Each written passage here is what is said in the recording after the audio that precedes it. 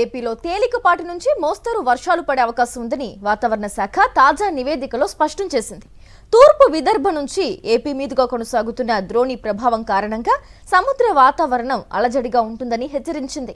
ఉత్తర కోస్తా తీరంలో మత్స్యకారులు చేపల వేటకు వెళ్లొద్దని సూచించింది. గడిచిన 24 గంటల్లో విజయనగరం జిల్లా వేపాడలో 9 సెంటీమీటర్ల అత్యధిక వర్షపాతం నమోదైంది. దీనిపై మరింత సమాచారం మా ప్రతినిధి అనిల్ అందిస్తారు.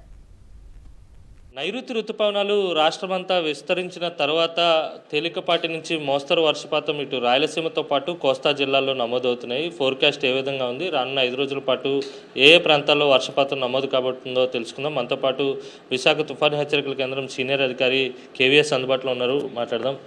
సార్, ఫోర్కాస్ట్ ఏ విధంగా ఉంది, ఏ ప్రాంతాల్లో వర్షపాతం ఏ మేరకు నమోదయ్యేటువంటి సూచనలు ఉన్నాయి? లాస్ట్ 24 అవర్స్ పీరియడ్ చూసుకుంటే మనకి గ్రాడ్యువల్గా ఈ నైరుతి ఋతుపవనాలు యాక్టివ్ ఫేజ్లోకి వెళ్తున్నట్టుగా కనిపిస్తుంటే చురుగ్గా కదులుతున్నాయి. ఇటు లాస్ట్ 24 అవర్స్ పీరియడ్లో ఓవరాల్గా చూస్తే మెనీ ప్లేసెస్లో ఒక మాసం నుంచి భారీ వర్షం కూడా నమోదవడం జరిగింది.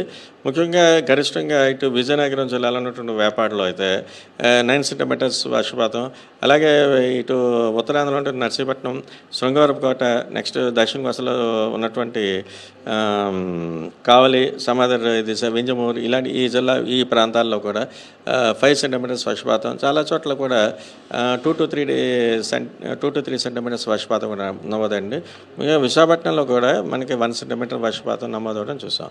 అలాగే ఇప్పుడు ఉన్నటువంటి వెదర్ కండిషన్స్ సిస్టమ్స్ కనుక చూస్తే ప్రస్తుతానికైతే మనకి ఒక ట్రఫ్ అయితే ఒకటి కనిపిస్తోంది. అది ఈస్ట్ విదర్భ నుంచి అయితే తూర్పు విదర్భ ప్రాంతం నుంచి తమిళనాడు ప్రాంతం వరకు కూడా తెలంగాణ అండ్ ఆంధ్రప్రదేశ్ మీదుగా వెళ్తోంది at 0.9 kilometre above means level దగ్గర.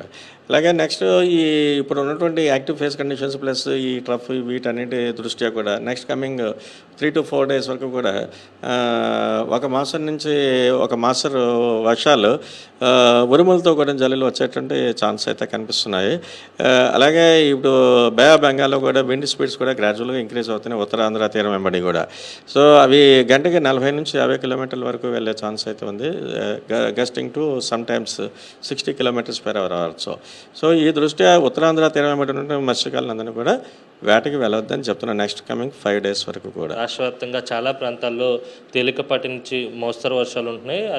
అదేవిధంగా 1-2 చోట్ల భారీ వర్షపాతం కూడా నమోదైంది. రానున్నటువంటి 5 రోజుల పాటు వాతావరణం ఇదే విధంగా ఉండబోతుందని వాతావరణ శాఖ అంచనా వేస్తుంది. మరోవైపు ఒకసారి మ్యాప్లో చూస్తే కనుక విజువల్స్లో స్పష్టంగా గమనించవచ్చు.